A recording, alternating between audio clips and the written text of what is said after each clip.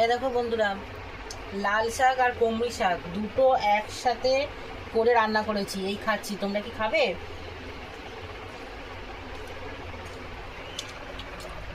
লাল শাক। লাল শাক আর কুমড়ি শাক একসাথে। আচ্ছা, ভালো। খাও। কাল মাথা খেয়েছো, আজকে লাল শাক খাচ্ছি। আর এটা কি?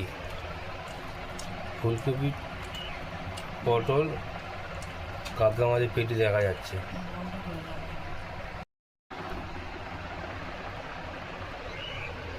এই দেখো বন্ধুরা, লাল শাক আর কুমড়ি শাক দুটো একসাথে করে রান্না করেছি, এই খাচ্ছি। তোমরা কি খাবে?